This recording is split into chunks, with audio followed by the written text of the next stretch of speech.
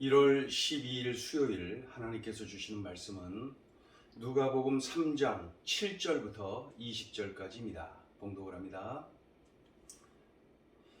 요한이 세례받으러 나오는 무리에게 이르되 독사의 자식들아 누가 너희에게 일러 장차 올 진노를 피하라 하더냐.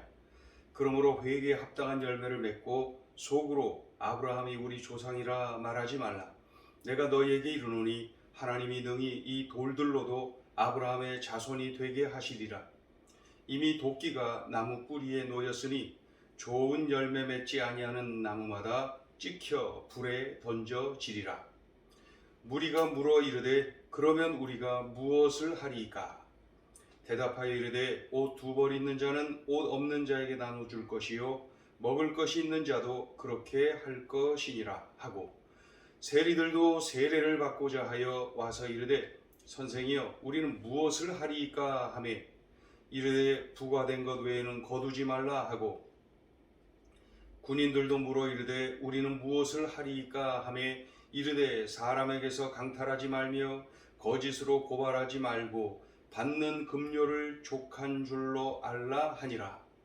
백성들이 바라고 기다림으로 모든 사람들이 요한을 혹 그리스도신가 심중에 생각하니, 요한이 모든 사람에게 대답하여 이르되 나는 물로 너희에게 세례를 베풀거니와 나보다 능력이 많으신 이가 오시나니 나는 그의 신발끈을 풀기도 감당하지 못하겠노라. 그는 성령의 불로 너희에게 성령과 불로 너희에게 세례를 베푸실 것이요 손에 키를 들고 자기의 타작마당을 정하게 하사 알곡은 모아 곳간에 들이고 쭉정이는 꺼지지 않는 불에 태우시리라. 또 그 밖에 여러 가지로 권하여 백성에게 좋은 소식을 전하였으나 분봉왕 헤롯은 그의 동생의 아내 헤로디아의 일과 또 자기가 행한 모든 악한 일로 말미암아 요한에게 책망을 받고 그 위에 한 가지 악을 더하여 요한을 옥에 가두니라. 세례 요한에게로 사람들이 막 몰려오지요. 회개하라, 천국이 가까이 왔느니라. 회개에 합당한 열매를 맺어라 외치면서 그 요단강에서 사람들에게 세례를 베풀지요.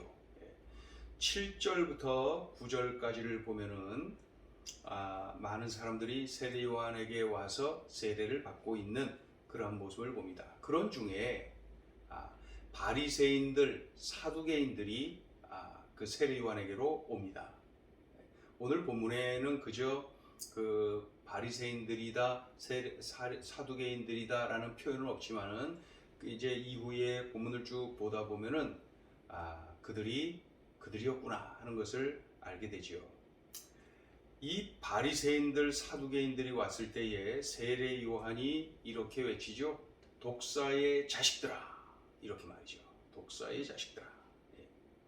그 7절을 시작하면서 요한이 세례받으러 나오는 무리에게 이르되 독사의 자식들아, 누가 너희에게 일러 장차올 진노를 피하라 하더냐.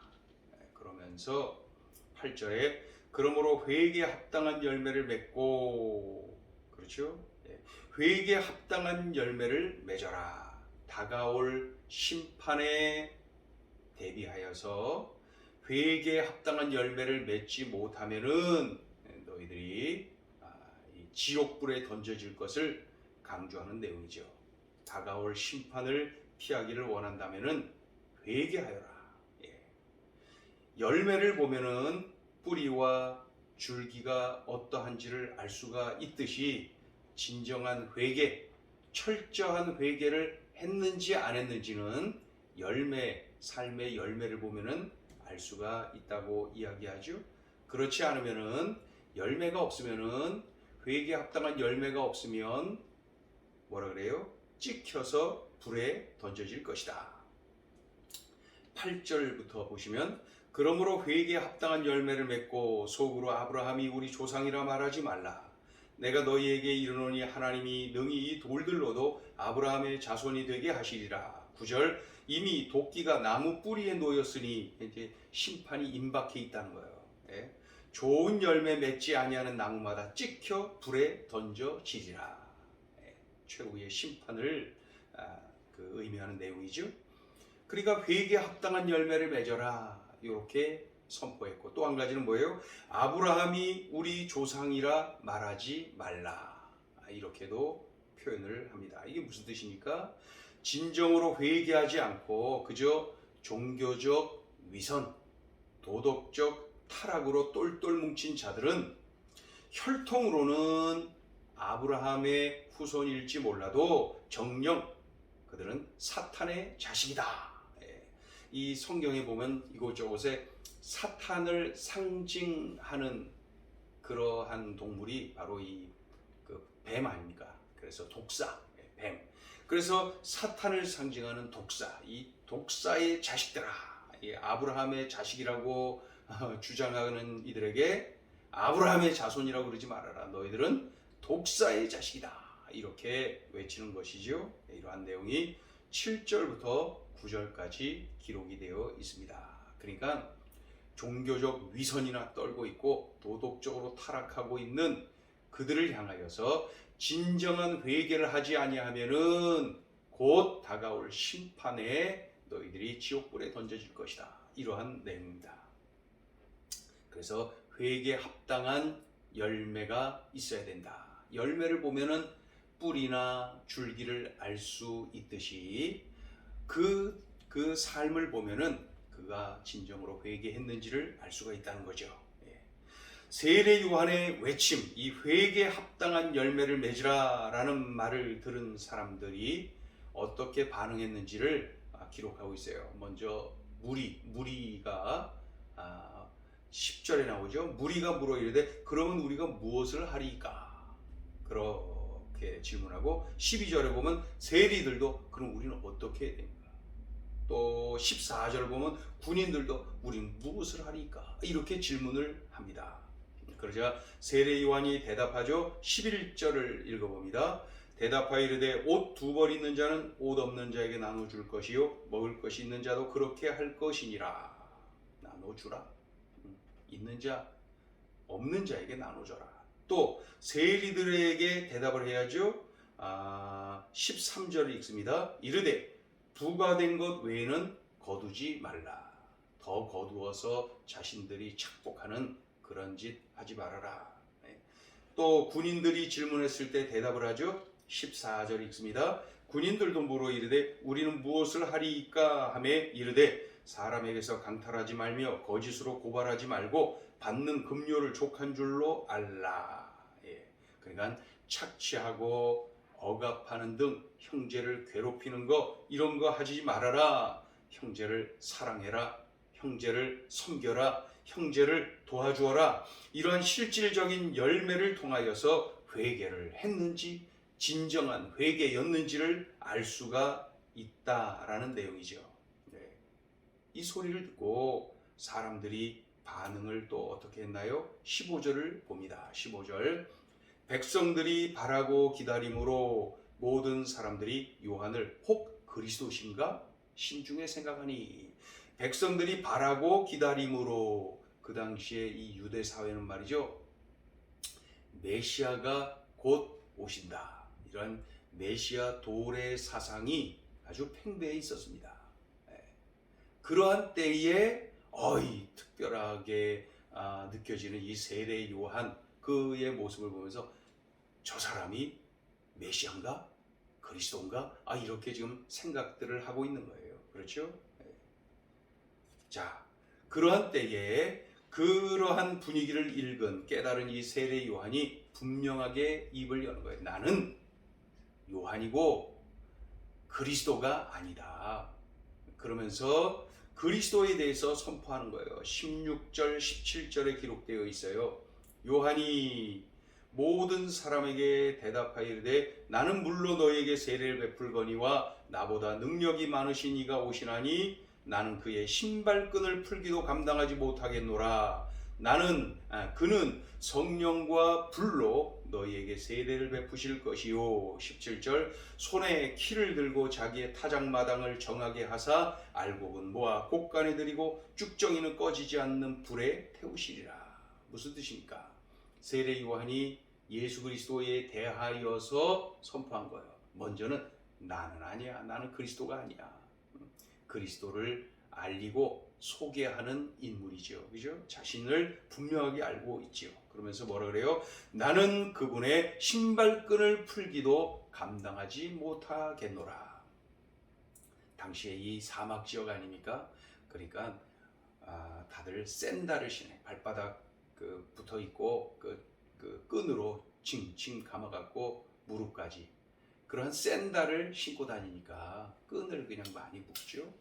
그런 중에 어느 집을 들어가고 나가고 할 때 그 집 머슴, 그 집 종들이 그 신발을 주인님 또는 손님들의 신발 끈을 풀어주기도 하고 묶어주기도 하고 그러는 거예요.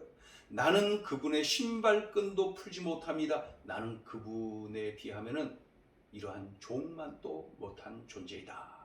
그러면서 자신은 낮아지고 예수님을 마음껏 높이는 그러한 이 세례 요한의 모습을 볼 수가 있죠. 그리고 또 이렇게 말하죠. 나는 물로 너희에게 세례를 베풀거니와 예수 그리스도께서는 성령과 불로 세례를 베푸실 것이다. 이렇게 선포합니다. 세례 요한이 물 세례를 베푸는 것은 진정한 회개를 통하여서 죄 사함을 받았다는 상징적인 행동인 것이죠. 그렇죠? 그러나 예수 그리스도에 의한 성령 세례, 불 세례는 말이죠. 이 성도가 죄 사함 받고 구원받아서 영생을 얻도록 하는 그러한 세례입니다. 이와 같이 예수 그리스도에 의한 성령 세례, 불 세례를 받으면은 어떻게 돼요? 알곡이에요, 그들은. 그래서 곳간에 들어갑니다. 즉 천국에 들어가는 거예요. 그러나 성령 세례, 불 세례를 받지 않은 자들은 쭉정이들입니다. 그래서 꺼지지 않는 불에 던져진다. 즉 지옥에 던져진다는 거예요. 그게 이제 17절에 기록되어 있죠. 손에 키를 들고 자기의 타작마당을 정하게 하사 우리 주님께서 심판하신다는 거죠. 알곡은 모아 곳간에 들이고 쭉정이는 꺼지지 않는 불에 태우시리라. 최후의 심판이 있을 것이다. 그런 내용과 동시에 의인과 악인이 나뉘어지는 때가 있을 것이다. 이러한 내용입니다. 자, 이런 분위기에서 이런 분위기가 지금 세례 요한으로 인한 이런 거룩한 분위기가 유대 사회에 설설 타오르고 있는 그러한 분위기 속에서 분봉왕 헤롯의 이야기가 등장하고 있죠. 분봉왕 헤롯을 감히 세례 요한이 책망을 합니다. 왕을 책망하는 거예요. 왜요? 분봉왕 헤롯이 자기 동생의 부인 제수씨, 이 동생의 부인 헤로디아를 간음을 합니다. 어느 날 동생 집에 갔을 때 눈 맞아서 동생의 아내와 둘이서 간음을 하지요. 그런 후에 이 둘이 어떻게 합니까? 각각 이혼을 하고 둘이서 사는 거예요. 그게 바로 이 분봉왕 헤롯과 헤로디아의 삶입니다. 이런 모습을 보고 그 누구도 한마디 말을 못하는 거예요. 감히 분봉왕인데 말이에요. 누가 말을 하겠습니까? 지금 듣기에도 이것은 엄청난 죄악인데 그 당시 유대 사회에서는 더욱더 커다란 죄악입니다. 이거는 폐륜이고 큰 죄악이었습니다. 그래도 아무도 말을 못해요. 그러한 중에 세례 요한이 감히 분봉왕의 죄악을 드러내고 그에게 호되게 책망을 하는 모습을 보게 되는데 그러한 모습을 괘씸하게 여긴 세례 요한이 그 분봉왕 헤롯이 세례 요한을 잡아서 가두어 버립니다. 가뜩이나 그러한 못된 죄를 범해놓고 한 가지 악을 더 했다는 거예요. 그 한 가지 악이 뭐예요? 죄 없는 세례 요한을 가둔 거. 자, 읽어보세요. 18절부터 20절까지. 또 그 밖에 여러 가지로 권하여 백성에게 좋은 소식을 전하였으나 19절 분봉왕 헤롯은 그의 동생의 아내 헤로디아의 일과 또 자기가 행한 모든 악한 일로 말미암아 요한에게 책망을 받고 20절 그 위에 한 가지 악을 더하여 요한을 옥에 가두니라. 가뜩이나 이 악을 행해놓고 한 가지 악을 더 했다는 거예요. 죄 없는 세례 요한을 감옥에 가둔 악. 자, 오늘 주시는 메시지입니다. 첫째, 나는 낮아지고 주님만을 높이라. 이 아브라함의 혈통인 것, 그것을 자랑합니다. 유대인인 것, 이것을 마구 자랑합니다. 그래서 이방인을 보면서 자신들을 마구 높이고 우쭐해합니다. 그런 사이에 진정한 회개가 없이 그저 종교적으로 위선을 떨고 도덕적으로 타락하죠, 추락하죠. 그러니까 독사의 자식들아 소리까지 듣지 않습니까? 독사의 자식들아. 그러나 세례 요한은 자신은 철저히 낮아지고 예수 그리스도 우리 주님을 마음껏 높입니다. 주님을 마음껏 자랑합니다. 예수님을 이토록 높인 세례 요한을 향하여서 예수님이 칭찬하시고 그를 높여주시죠. 어떻게 해요? 여자가 낳은 자 중에 세례 요한보다 큰 자가 없느니라. 예수님을 높여드렸더니 예수님이 그를 그렇게 높여주시는 거예요. 나는 어떤가요? 행여 나를 높이려고 애를 쓰는 삶은 아닙니까? 내가 주님을 높여드리면 주님이 나를 높여주시는데, 내가 주님을 자랑하면 우리 주님이 그렇게 기뻐하시면서 나를 높여주시는데 말이죠. 세례 요한에게 하신 것처럼 말이죠. 세례 요한처럼 나는 낮아지고 우리 주님 높이는 삶, 그런 삶을 살아야 됩니다. 그저 입만 열면 예수님 자랑, 입만 열면 예수님 찬양, 그러한 삶이어야죠. 예수님 놔두고 나 자신을 높이려고 애쓰고 힘쓰고 그거 다 헛된 일이고 허무한 일입니다. 세례 요한을 통하여서 분명하게 보여주고 계시죠. 나는 낮아지고 우리 주님 높여드리는 삶, 그 삶이 우리들의 삶이어야 됩니다. 자, 둘째 주시는 메시지입니다. 열매가 풍성한 진정한 회개여야 한다. 그저 종교적 의식으로서의 회개가 아닙니다. 그저 돈 주고 짐승을 사서 제물 삼아 하나님께 드렸다, 그러면 나는 죄사함 받았다, 끝, 이거 아닙니다. 진정한 회개여야 합니다. 우리가 성령 세례, 불세례를 받고 진정한 회개, 열매가 풍성한 회개로 이어져야 한다고 지금 말씀하고 있죠. 그때에야 비로소 죄사함 받고 영생을 얻고 천국 백성이 되고 하나님 자녀가 되는 것이죠. 무엇보다도 예수 그리스도를 주님으로 모시지 않고 내 맘대로 산 거, 내 뜻대로 산 거, 주님 말씀에 순종하지 않은 것, 이러한 죄악을 회개해야 됩니다. 이런 죄악을 철저하게 회개해야 됩니다. 그러면 내 삶에 어떤 열매가 맺혀지겠어요? 주님 우선의 삶을 삽니다. 주님 뜻을 따라가는 삶을 삽니다. 그런 열매가 맺혀지는 거예요. 동시에 형제를 사랑하지 않은 거, 형제를 섬기지 않은 거, 형제를 도와주지 않은 거, 이런 죄악을 회개해야 됩니다. 그럴 때 어떤 열매가 맺혀지겠어요? 형제 사랑의 열매가 주렁주렁 맺혀지는 것이죠. 이러한 회개를 통하여서 나의 삶에 회개에 합당한 열매가 맺혀지는 거예요. 그래서 하나님을 사랑하고 형제를 사랑하는 그러한 회개에 합당한 열매가 막 그냥 열매가 주렁주렁 맺혀지는 것이죠. 한번 나 자신을 보세요. 적용해 보세요. 나는 이런 열매가 있는가? 하나님 사랑의 열매, 형제 사랑의 열매가 나에게 있는가? 열매를 보면은 뿌리를 알 수 있고 줄기를 알 수가 있습니다. 나에게 이런 열매가 있는가? 나에게 이런 열매가 없으면 나는 진정한 회개를 한 것이 아닙니다. 열매가 풍성한 진정한 회개여야 한다. 오늘 주신 이 말씀을 붙잡고 내 삶에 적용하고 내가 진정한 회개를 하지 않았다면, 내게 이러한 열매가 없다면 오늘 이 말씀을 적용하고 철저한 회개로 이어져야 되겠습니다. 기도합니다. 하나님 아버지, 세례 요한을 통하여 들려주신 소중한 음성을 들었나이다. 오늘 들려주신 이 말씀 내 삶에 적용하고 우리 주님 기뻐하시는 이런 삶, 바로 이러한 삶을 살게 하여 주옵소서. 오늘 주신 이 말씀이 귀하고 귀한데 주님, 그 바리새인들의 모습, 사두개인들의 모습이 행여 나에게 묻어 있는 것은 아닙니까? 나에게 튀어 있는 것은 아닙니까? 그러한 삶을 철저하게 회개하고 주님 앞에 바로 세워지는 우리의 삶이 되게 하여 주옵소서. 예수님의 이름으로 기도 올리옵나이다. 아멘.